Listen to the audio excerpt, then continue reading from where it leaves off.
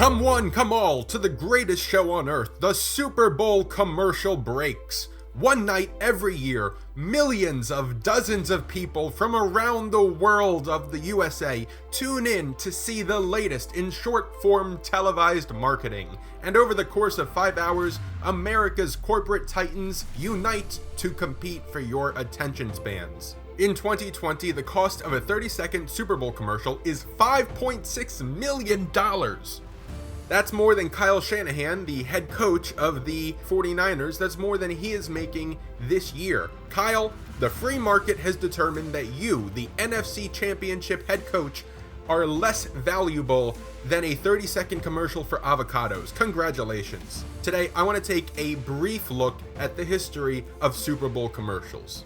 The first Super Bowl took place in 1967, and at the time, a single commercial cost, on average, $40,000, which adjusted for inflation today is about $310,000. The reason I say on average is because the first Super Bowl was actually broadcast on both CBS and NBC, the first and only time that has happened. In the early 70s, the cost of entry crossed $100,000, approximately $600,000 today.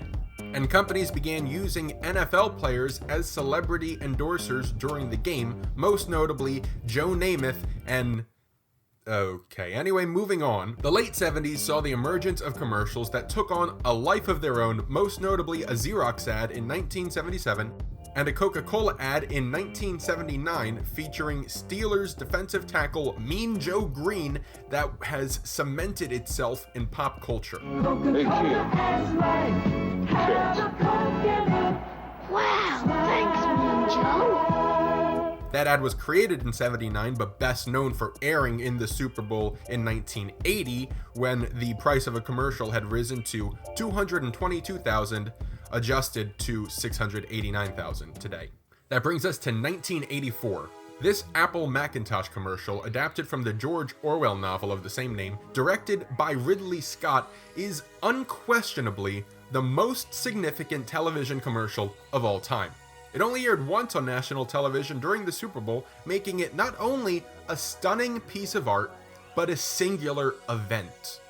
Believe it or not, Apple's board of directors hated the commercial, but then again, I'm not surprised. After all, these are the same nincompoops who forced Steve Jobs to resign 1 year later. Partially due to the impact of the 1984 spot, the commercial price jumped from $368,000 in 1984 to $525,000 in 1985. In 1995, the cost crossed the $1 million threshold, coming in at $1.1 million and $1.9 million for inflation. Some notable ads in that span included a Pepsi commercial in 1992 that used supermodel Cindy Crawford to advertise the Pepsi redesign. God, look at that redesign. Also worth mentioning is Budweiser's Singing Frogs ad. Budweiser continues to be known for wholesome and heartfelt advertising at the Super Bowl every single year, often being a consensus top ad along with Coca-Cola. And of course, there's the McDonald's Larry Bird versus Michael Jordan showdown from 1992, a title that speaks for itself. You and me for my Big Mac? First one to miss, what does the winner eat? From 95 to 2000, the commercial price doubled from $1.1 million to $2.2 million, and funny enough, $3.3 million adjusted. The largest jump within that span came from 98 to 99. That time frame saw the rise of the .com industry, and the 2000 Super Bowl has been referred to as the .com Super Bowl because of how many internet companies advertised during that game, many of whom went under less than 2 years later. When I grow up, I want to file all day. I want to claw my way up to middle management. Monster.com was one of the first companies to successfully tap into the Super Bowl audience back in 1999. The rate of increase for 30-second commercials slowed a bit, and it wasn't until 2010 when the price hit $3.5 million adjusted. And it's in this span that I personally feel that Super Bowl commercials started to take a step back creatively. Perhaps it was in part a reaction to the nip slip of the 2004 halftime show. Perhaps it was due to changing cultural standards. Either way, the comedy of the commercials became, in a way, cheaper. Moments designed to go viral in the early days of YouTube.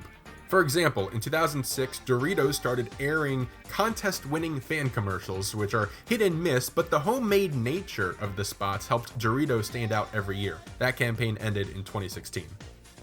Also in the early 2000s were the legendary Godaddy commercials, which were intentionally provocative, and several ads were rejected by the broadcast networks.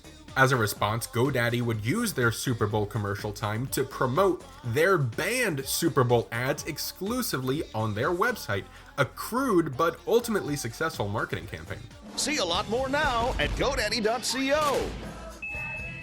Joining Doritos and Godaddy and going as viral as the coronavirus were Snickers and the "You're Not You When You're Hungry" campaign, and also Volkswagen's corny but still cute Star Wars dog barking ad. These set the template moving forward. Rapid, nonsensical humor designed ultimately for internet clicks. I get it, but that doesn't mean I have to like it. Of course, not every Super Bowl commercial impressed audiences. Several garnered significant controversy throughout the years, but I want to focus on just two. The first is a blatantly racist spot for footwear chain Just for Feet in 1999. The backlash was monumental. Just for Feet sued the marketing outlet they hired to produce the commercial for $10 million in damages, but the lawsuit never proceeded. As it turns out, Just for Feet was committing fraud, and 9 months after the commercial aired, they declared bankruptcy.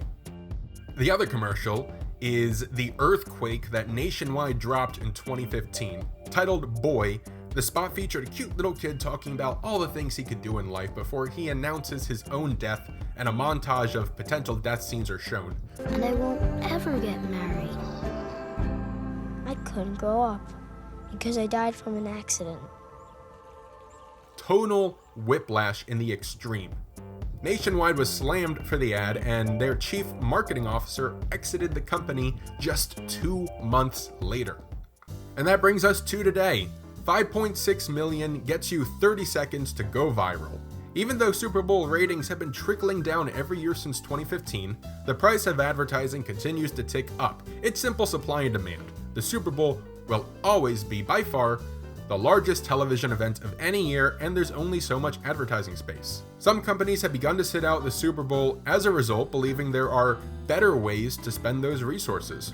And this year, in 2020, for the first time ever, the Super Bowl will feature political advertising, with 2 presidential candidates paying a combined $20 million in airtime during the Super Bowl.